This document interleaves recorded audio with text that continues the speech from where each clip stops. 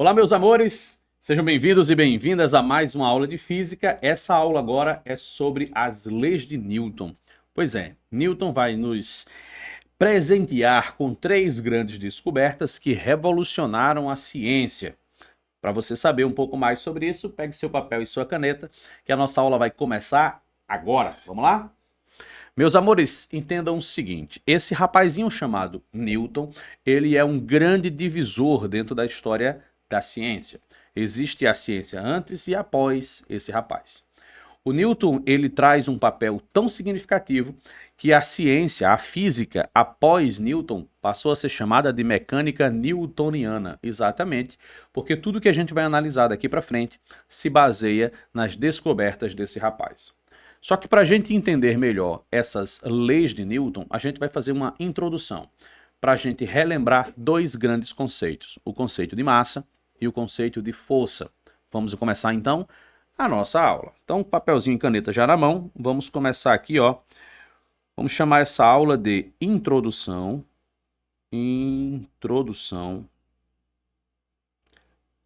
ao estudo da dinâmica.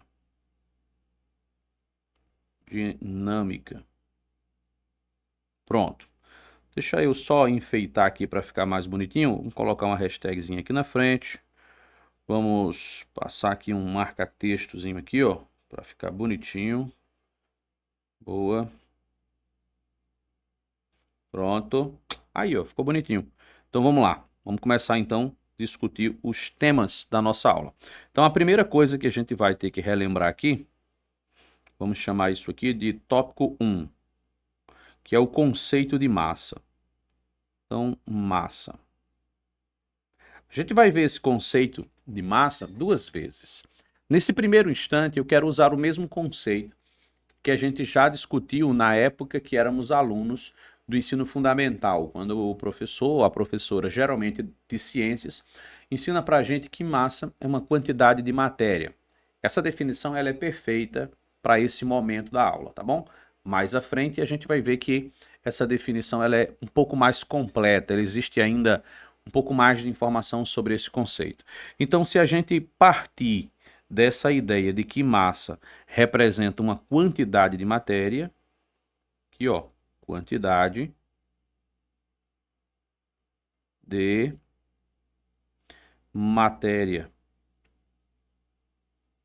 Essa quantidade de matéria, ela então vai ser definida por unidades de medida. Se pode medir a matéria usando uma ferramenta chamada balança, né? As balanças a gente usa no dia a dia na intenção de descobrir a massa de algum objeto. Mais à frente a gente também vai descobrir que não é bem verdade isso que eu acabei de falar, mas vamos fingir por enquanto. Então a balança vai medir isso. Ela vai apresentar um valor numérico. Esse valor numérico é o valor da massa. E esse valor ele pode ser expresso em gramas, em quilogramas, em toneladas e diversas outras unidades por aí afora. As unidades que vai interessar para a gente, e aí eu já vou colocar aqui, ó, que a unidade que vai nos interessar, aqui, ó, unidade de medida, unidade de medida no sistema internacional, que a gente já trabalha dentro dos padrões, tá bom? Então, a unidade que a gente vai usar é o quilograma. Quilograma, tudo junto.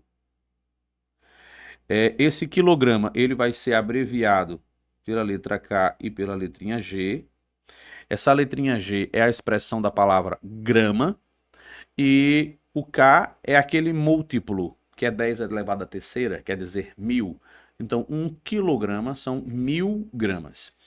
Veja bem, essa unidade em um sistema muito comum na Europa, por exemplo, um sistema chamado CGS, lá se usa como padrão a unidade de grama. Agora, para o sistema internacional, que é aquele padrão que a gente considera, lá a gente não vai usar o grama, a gente vai usar o quilograma. E aí a relação é bem simples, não é? A relação é 1 quilograma é a mesma coisa, 1 quilograma corresponde a 1000 gramas. Ou, se for em notação científica, 10 a terceira gramas. Outra relação importante é que existe também a tonelada, que a gente abrevia apenas com o nome tom, a abreviação. Uma tonelada é o mesmo que 1000 quilogramas. 1000 quilogramas. Ou em notação científica, 10 a terceira quilogramas. Tá bom? Talvez você já tenha ouvido essa expressão tom em um outro contexto, como por exemplo, megaton, né? Quiloton, que foram unidades que se usava para expressar o poder de uma bomba atômica. Saiu recentemente em alguns filmes retratando esse tema, né? Bom, lá é para dar a ideia da quantidade de toneladas de dinamites. Então, quando a gente falava lá um gigaton, ou um quiloton, ou um megaton, a gente está falando exatamente da quantidade de toneladas de dinamites, tá bom? Então tá aí a definição de massa, pelo menos uma definição temporária desse tema. Vamos subir aqui um pouquinho a nossa tela e vamos agora para o segundo ponto da aula, que é a parte, vou chamar isso aqui de item 2, deixa eu arrumar aqui, ó, o item 2 da nossa aula, que é a definição de força. O que é força? Bom, aqui merece uma atenção maior. Primeiro porque força, normalmente no nosso cotidiano, a gente relaciona a força ao fato da gente ter força. A gente diz que nós temos força para fazer alguma coisa. Mas a definição de força não é bem essa. Eu preciso que você traga para sua cabecinha aí, para sua mente, a ideia de força é mais uma ação, é algo que você faz, é algo que se aplica. Se a gente for comparar a força com uma outra coisa, eu posso comparar a força com um abraço. O abraço, ele só existe durante o momento da ação. Parou de fazer a ação, ou seja, você tirou os braços de volta da pessoa, né, a quem você estava abraçando, o abraço deixou de existir. Você deu, olha só a expressão, você deu um abraço, mas a pessoa que recebeu o abraço, ela não pode levar o abraço para usar em outro momento, percebeu? Porque o abraço, ele só existe durante aquele instante. O abraço é uma ação. Então, aqui, a força é assim também. Então, a força é o resultado dessa ação, dessa interação entre pelo menos dois corpos. Você precisa ter dois corpos interagindo para que você possa dizer que há uma força. E aqui, sobre força, nós não vamos escrever uma definição, até para não prolongar muito nossa aula, mas aqui eu quero que você perceba que a força ela pode fazer duas coisas. A primeira coisa que a força pode fazer, ela pode provocar uma deformação. Deformação.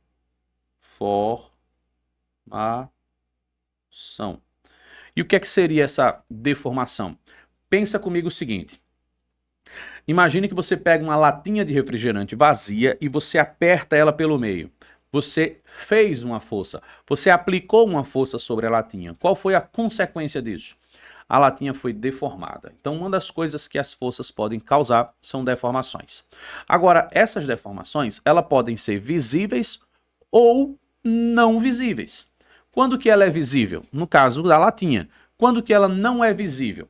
Bom, aí você tem outras duas possibilidades de deformações que não são visíveis. Elas podem não ser visíveis pela rapidez com que elas acontecem. Ou elas podem não ser visíveis pela escala em que acontecem. Vamos aqui a dois exemplos. Um jogo de futebol, um jogador ele salta rapidamente e cabeceia uma bola.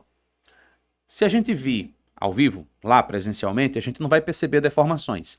Mas se a gente observar o replay, geralmente em uma câmera lenta, você vai perceber que a bola sofreu uma deformação durante o contato e logo em seguida ela voltou à sua posição, seu formato original. A mesma coisa acontece com a cabeça do jogador. Ela sofre uma pequena deformação, mas logo em seguida ela volta à sua posição original. Inclusive, essa propriedade chama-se elasticidade, a possibilidade de se restaurar ao formato original, tá bom?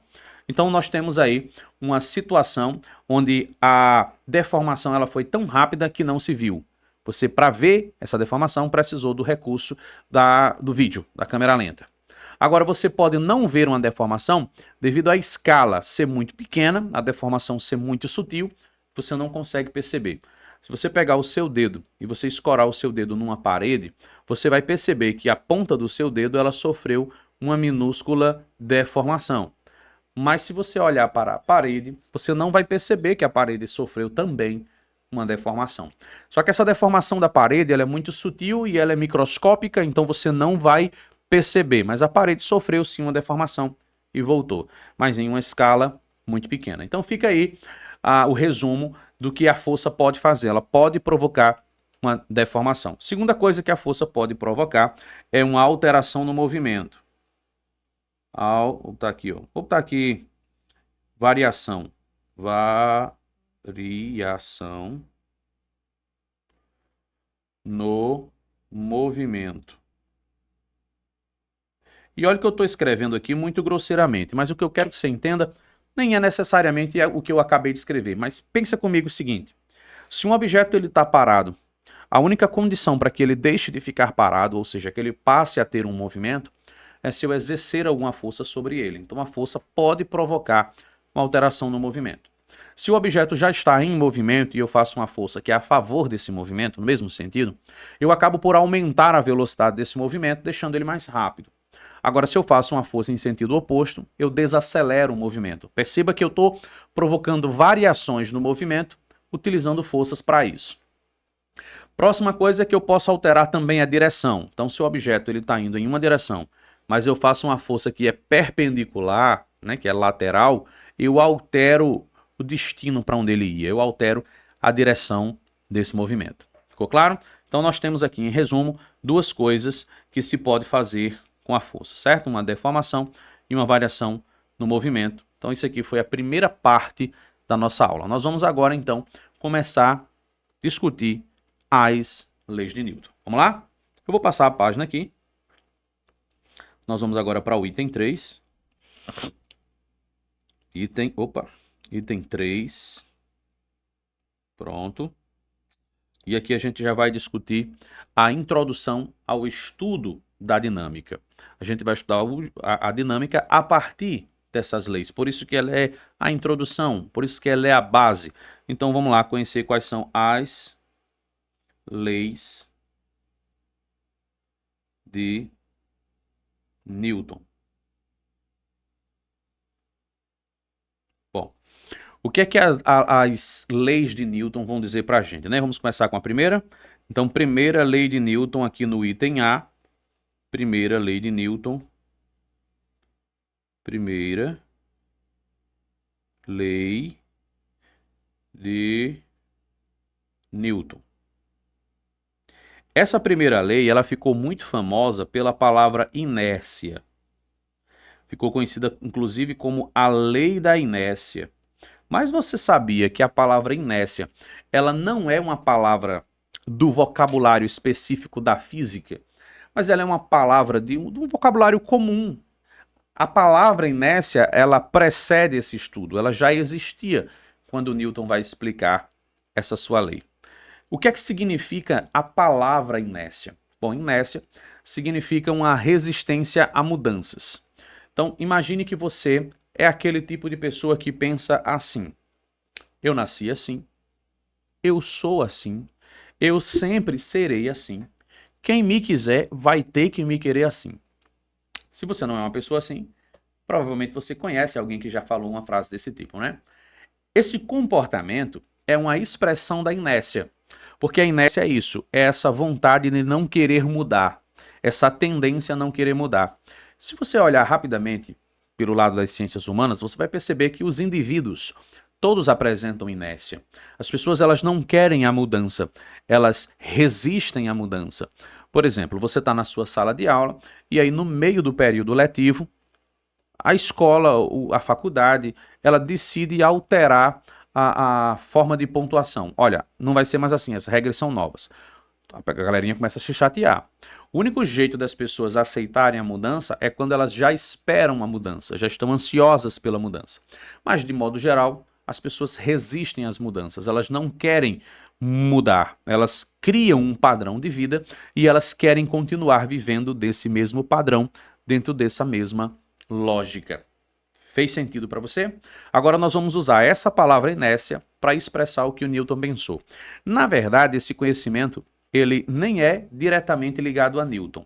Newton faz uma leitura de um texto produzido por um outro cientista chamado Galileu Galilei.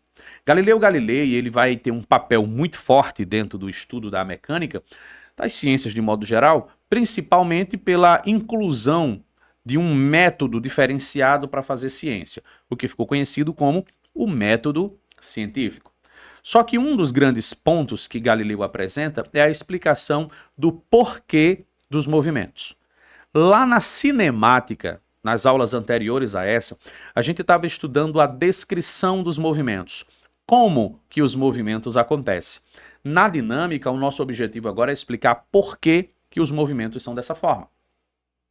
Então, para isso, se acreditava, antes de Galileu, que para que todo movimento existisse, era necessário a existência de uma força e que essa força sempre fosse a favor do movimento. Só existe um movimento para frente se uma força estiver empurrando para frente. Só existe um movimento para o lado direito se a gente estiver fazendo uma força para o lado direito e assim sucessivamente. No movimento oblíquo, por exemplo, acreditava-se, movimento oblíquo aqui, sendo lançado aqui para o lado da direita. Então, nesse caso aqui, acreditava-se que sempre tinha uma força ajudando o movimento a acontecer. Galileu, ele vai trazer a seguinte ideia, que vai proporcionar essa interpretação de Newton chamada de primeira lei. Ele vai dizer, olha, as coisas, os movimentos, eles não precisam de uma força para manter o movimento. A função das forças é provocar esse movimento, é iniciar o movimento. Mas para que o movimento se mantenha, não tem que ter necessariamente uma força. De posse de informações como essa, Newton enuncia em um livro sobre os princípios matemáticos da filosofia natural, ele vai agora explicar que para que um corpo fique em movimento, ele não precisa de uma força resultante. Só que agora Newton vai trabalhar um conceito chamado de força resultante. O que é esse conceito? Veja bem, existem vários tipos de força. Existe a força-peso, que puxa as coisas para baixo. Existem as forças normais, feitas pelas superfícies. Existem as forças de atrito. Existem as forças de tração, quando elas são feitas por uma corda. Existem diversos tipos de força que, inclusive, nós vamos discutir aqui em sala. Agora, pensa o seguinte. Quando mais de uma força atua, e a gente lembrando que forças são vetores, você precisa entender que esses vetores podem se anular. Imagine uma situação onde você tem duas forças, uma puxando para o lado esquerdo e uma puxando para o lado da direita. Duas forças de mesma intensidade, os mesmos valores, só que elas são para lados opostos. O que resulta da ação dessas duas forças? Nada. A resultante dessas forças é nula. Não existe uma força resultante. Existe força? Sim, existe força. O que não existe é uma força resultante. Sacou? E aí Newton vai dizer, quando não existir um resultado dessas forças, não havendo forças resultantes, os objetos que estão em movimento, eles continuarão em movimento. Agora, se o objeto estiver em repouso, ele continuará em repouso. Vamos fazer aqui um resuminho do que eu acabei de falar, certo? Quando a gente pensa em inércia, a gente tem que pensar necessariamente numa situação onde não existe força resultante. F de força, R de resultante. Quando acontecer isso, duas situações podem estar ocorrendo. A primeira é o repouso. Repouso. O que é que você tem que pensar? Se algo está em repouso e as forças que atuam sobre ele se anulam, esse objeto continuará em repouso. Vamos fazer um exemplo. Vamos imaginar aqui uma coisinha sobre uma mesa. A força-peso está puxando esse objeto para baixo, ao mesmo tempo em que a força normal, normal para cima, peso para baixo, normal é a força feita pela superfície. No momento que essas duas forças se anulam, não existe resultante. O objeto que está em repouso continuará em repouso. Agora, uma outra coisa pode estar acontecendo, que é um movimento. Só que esse movimento é retilíneo e uniforme. A gente já viu em aulas anteriores que o movimento retilíneo e uniforme é o único movimento que não apresenta nenhum tipo de aceleração. Ele não tem aceleração tangencial, como também não tem aceleração centrípeta. Então, o que é que vai acontecer? Sem aceleração, sem alterações na velocidade. Então, Newton vai dizer que se a força resultante for zero, um objeto que estiver em movimento retilíneo uniforme, ele continuará nessa mesma situação. Então, vamos imaginar um carrinho viajando. Vou botar o carrinho aqui mais para baixo. Imagine um carrinho e esse carrinho está fazendo uma viagem em uma rodovia. Atua sobre ele pelo menos 4 forças. A força peso, que puxa o carrinho para baixo. A força normal feita pela superfície, o chão sustentando o peso do carro. As forças de resistências são as forças de resistência do ar, as forças de atrito, né? Esse conjunto de forças que atrapalham o movimento. E para frente a força feita pelo motor do carro. Observe que essas 4 forças elas vão se cancelar. Se elas se cancelam, ou seja, em uma situação onde a força feita pelo motor tem o mesmo valor das forças de resistência, a força resultante fica nula. E sem forças resultantes, o que acontecerá? O movimento não sofrerá variações. Esse veículo se manterá em movimento com uma velocidade constante. Agora, se a gente tira uma dessas forças, como por exemplo, se a gente desliga o motor do carro, a gente não vai ter mais a força que vai propulsionar ele para frente, né? Vai empurrá-lo para frente. Logo, não vai ter ninguém para anular o efeito das forças de resistência. Essas forças que estão aqui para trás do carrinho que você está vendo aqui na imagem, essas forças para trás, elas não têm como ser anuladas, elas farão papel de força resultante. E são elas quem irão desacelerar o carro até que ele pare. E aí, sacou a ideia da inércia? Um corpo em repouso, ele tende a continuar em repouso. E um corpo em movimento, ele tende a manter-se em movimento retilíneo e uniforme. Se o movimento não for retilíneo ou se o movimento não for uniforme, existe uma força resultante atuando sobre ele. É agora que vai entrar a segunda lei de Newton para complementar essa primeira. Então vamos lá. Item B, a segunda lei de Newton. Vamos aqui, ó, item B. A segunda lei de Newton. O que é que a gente vai aprender com essa segunda lei de Newton? Bom, o nome técnico para essa lei é o princípio fundamental da dinâmica, mas ficou mais popular essa segunda lei por uma equação. FR é igual a M vezes A. Vamos entendê-la. Nessa segunda parte do enunciado de Newton para a dinâmica, ele vai dizer, olha, se na primeira lei eu estava dizendo para você a situação onde não existe força resultante, agora eu vou dizer o que acontece se existir uma força resultante. Newton vai dizer que se existir uma força resultante, daí é onde vem essa expressão aqui, ó, as massas que receberem essa força receberão uma aceleração. E acelerar é o quê? Variar o movimento.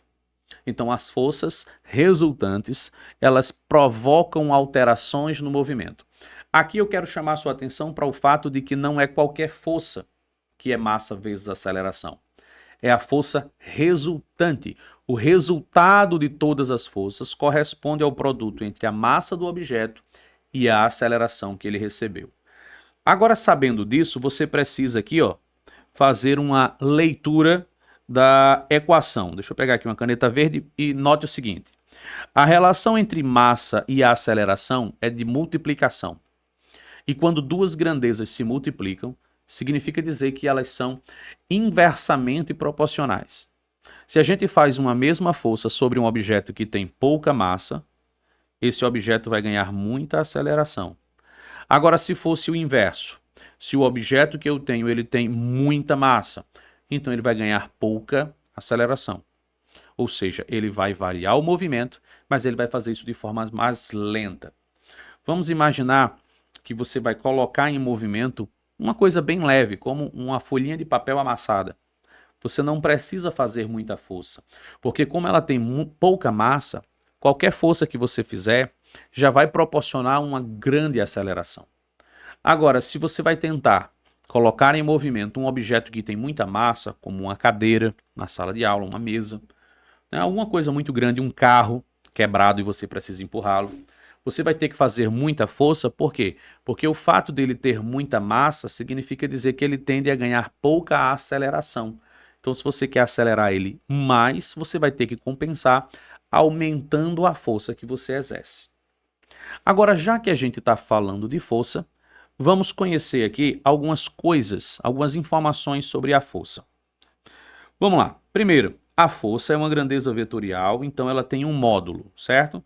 A força, ela é uma grandeza vetorial, então ela tem um módulo. Esse módulo possui uma intensidade que é medida em newtons. A gente mede em newtons por quê? Em homenagem ao carinha que descobre essas coisas, né? Isaac Newton. Então, 1 newton é uma unidade de força. Mas essa força é muito forte ou ela é muito fraca? Bom, 1 newton, só para a gente fazer um comparativo, é força suficiente para você sustentar-se na sua mão um copinho de água com 100 ml de água. Estou arredondando tudo, tá bom? Pode ser que alguém diga, mas e o peso do próprio copo? E a densidade da água de acordo com a temperatura? Vamos ser bem diretos e arredondar tudo. Se a gente imaginar que o copo não tem massa e a gente está apenas sustentando a água e a água é pura e está na temperatura adequada, a gente vai poder dizer então que 100 gramas de água tem 100 ml de água tem 100 gramas de água e para sustentar 100 gramas você precisa fazer uma força de 1 newton. Se você precisar sustentar algo que tem 1 kg, então você precisará fazer uma força de 10 newtons. Um garrafão de água mineral tem 20 litros, então você precisará, para sustentá-lo, mantê-lo fora do chão, né, segurá-lo com suas mãos, fazer uma força de 200 newtons. E aí você já percebeu que a força que a gente faz está de algum modo relacionada à massa do objeto. Isso porque eu estou fazendo um comparativo com uma força chamada força-peso, que a gente discutirá em breve, tá bom? Então, a unidade é newton.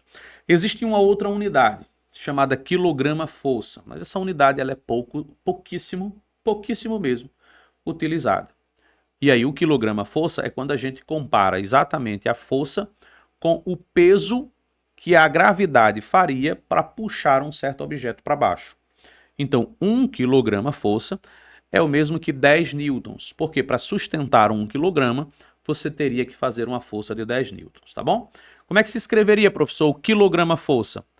Quilograma, né, o K e o G, e um F de força. Quilograma, força. Só isso. Tudo bem? Outra coisa, ela possui direção e possui sentido. Tá bom? Então, sempre ela vai ser vista como uma grandeza vetorial. Não dá para a gente tentar fazer essas coisinhas se a gente não fizer um desenho, uma ilustração, seja graficamente ou você apenas imaginando o desenho. Mas você precisa saber para onde aponta as forças. Do contrário, você não vai saber o que fazer com elas, se é para somar, subtrair, se vai entrar um teorema de Pitágoras no meio da brincadeira ou não. Tudo bem? Então, recapitulando, a primeira lei diz o que acontece se não houver força resultante. A segunda lei vai dizer o que acontece se houver força resultante. Haverá uma aceleração. E essa aceleração é inversamente proporcional ao valor da massa do objeto. Combinado? Vamos agora para a terceira lei. A terceira lei de Newton. Vamos pegar aqui a caneta vermelha novamente, item C. Essa terceira lei eu quero que você preste muita atenção, porque aqui corre o risco de você cair em alguns pequenos distratores, tá bom? Então vamos aqui. A terceira lei de Newton. Terceira lei de Newton. O que é que ele conta pra gente nessa terceira lei e como ela ficou mais famosa? Ela geralmente é conhecida como a lei da ação e reação.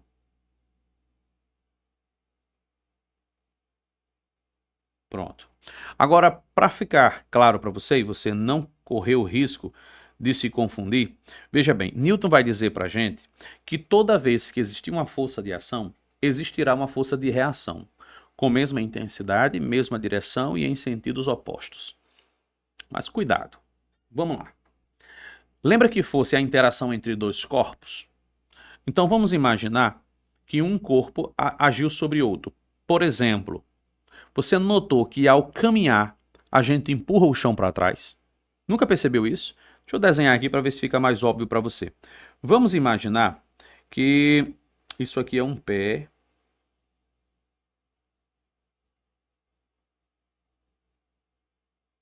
Sapato, pronto, aí. Isso aqui é um pé andando, tá bom? E aí o que acontece? O pé faz uma seguinte ação. O que é que ele faz? Ele pega o chão e empurra o chão para trás. Essa é a ação feita pelo pé. Certo? Quando você coloca o seu pé no chão, você apoia o pé no chão e você empurra o chão para trás. A ação está sendo criada por você. Você está fazendo uma força que empurra o chão para trás. Newton vai dizer que sempre que dois objetos interagirem, né, por meio de forças, sempre que houver uma força de ação, existe uma força de reação. E aí se liga só na loucura que é para quem não entende do assunto, para quem nunca estudou sobre o tema. Quando a gente empurra o chão para trás, o chão reage e nos empurra para frente. Sempre que houver uma força de ação, existe uma força de reação. Pensa o seguinte, ó, 2 dedos aqui, tá vendo? Isso aqui é a minha mão direita, isso aqui é a minha mão esquerda, e eu vou pegar esses meus dedos e vou escorar um no outro. E eu vou fazer uma força, tá bom? Esse dedo aqui vai empurrar esse aqui. Só que no momento em que o dedo da minha mão direita empurra o dedo da minha mão esquerda, a minha mão esquerda também está empurrando a minha mão direita. Não tem como eu fazer essa força aqui, ó, sem que esse dedo faça uma força de volta.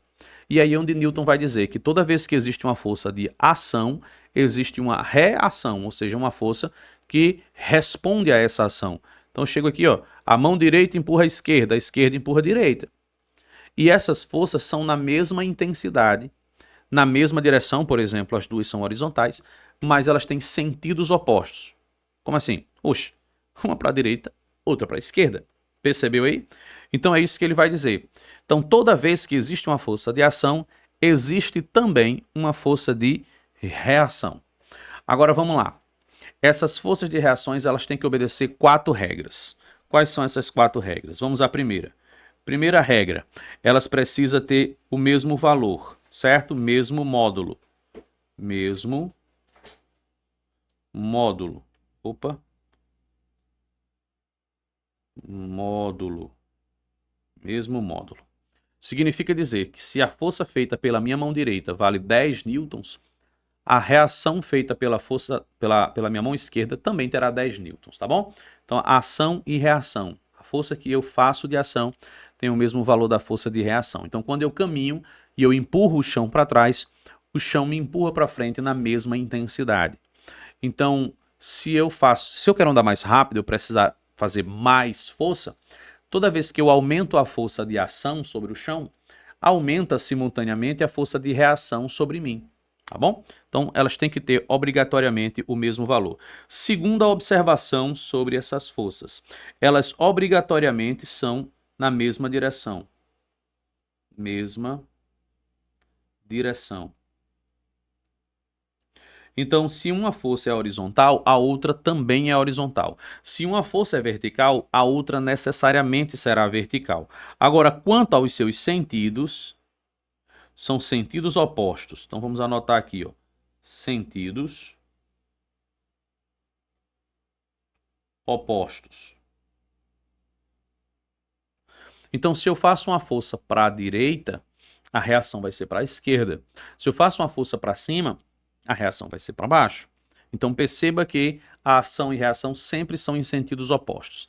E aqui chega um problema de interpretação muito sério. Porque às vezes a gente pensa assim, peraí, se a força de ação tem o mesmo valor da força de reação, são na mesma direção, mas são para lados opostos, então elas se anulam.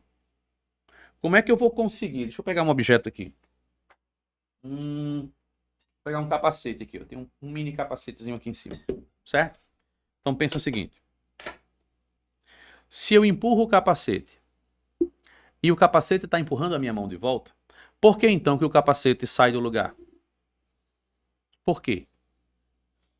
Você poderia dizer, ora, se o professor acabou de dizer que a força de ação têm o mesmo valor da força de reação, mas são para lados opostos, deveriam se anular. Não é assim que a gente pensa logo de cara? Só que aí tem um detalhe muito importante, que é o quarto ponto. Vamos ao quarto ponto aqui da nossa aula. Quarto ponto, que é o que vai explicar por que essas forças não se anulam. Porque elas atuam em corpos diferentes. Atuam em corpos diferentes. E aí, professor, não entendi. Vamos te explicar. A minha mão está fazendo uma força que atua sobre o capacete, certo? Agora, o capacete faz uma força que atua sobre a minha mão. Você percebeu que elas atuam em coisas distintas? A força do objeto A é sobre o objeto B, mas a força que o objeto B faz é sobre o objeto A. Para que forças possam se anular, elas precisam atuar necessariamente no mesmo objeto. Olha agora, capacete no meio, minhas duas mãos, uma de cada lado fazendo força. Uma mão está empurrando para um lado, a outra mão está para o outro lado. A ação feita por essa mão é para esse sentido. A ação feita por essa outra mão é naquele sentido. Mas essas duas forças que as minhas mãos estão fazendo, todas duas atuam sobre o capacete. Então o capacete não está saindo do lugar porque as forças estão se anulando. Mas não é a ação e a reação que está se anulando. São duas ações. São duas forças que atuam sobre o mesmo objeto. Se eu tiro uma mão e uso só a outra, então a força que eu faço é sobre o capacete, a força que o capacete faz é sobre mim, então não tem como essas duas forças se anularem, porque elas não atuam no mesmo objeto. Ou você está analisando a força que atua sobre o capacete, ou você está analisando a força que atua sobre a minha mão. Pegou a visão? Entendeu então quais são as três leis? Vamos dar aquela recapitulada para a gente fechar a aula. Vamos lá. Conceito de massa, conceito de força.